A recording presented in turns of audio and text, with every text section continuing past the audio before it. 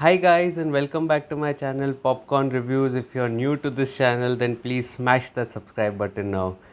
And today the thing that I'm going to be discussing is something unlike a review. It is not going to be a review. It is more of a story or more of a celebration, I'm going to tell you a story of my first Malayalam movie watching experience. I had earlier watched Janagana Mana in the theatre, but this is the first ever Malayalam film that I had watched.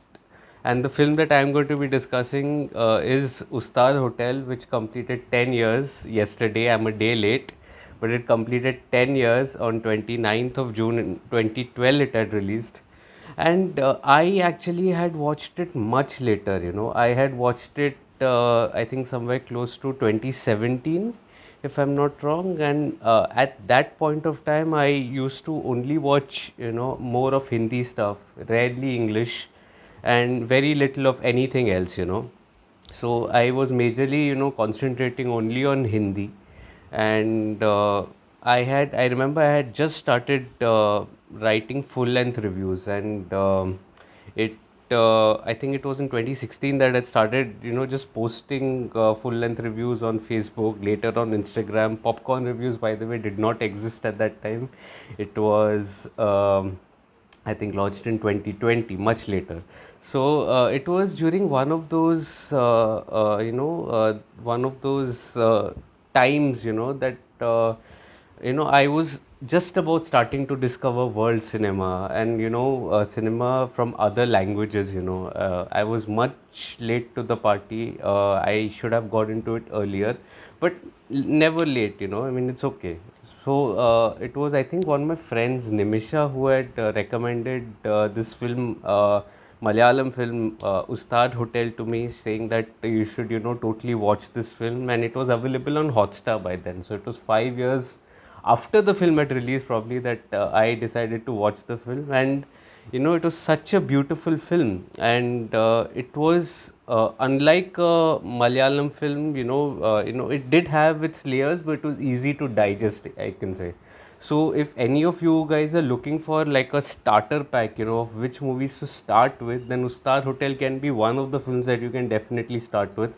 Don't start with something heavy. I think you need to have that kind of taste developed first. And that is the thing. And when I started watching it, it was such a beautiful film. It had many elements, of the films that probably I may have watched, but those was focus centric.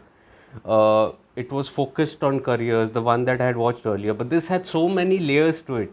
But at the core of it, I felt that the story, why did it resonate with me, was because I think 2017 was the year when I lost my grandmom, and the relationship that the protagonist Faizi has, or Faizu has, I don't remember his name, correct me in the comment section if I'm saying it wrong, he had with his grandfather in the film. I think it was a beautiful relationship that they shared.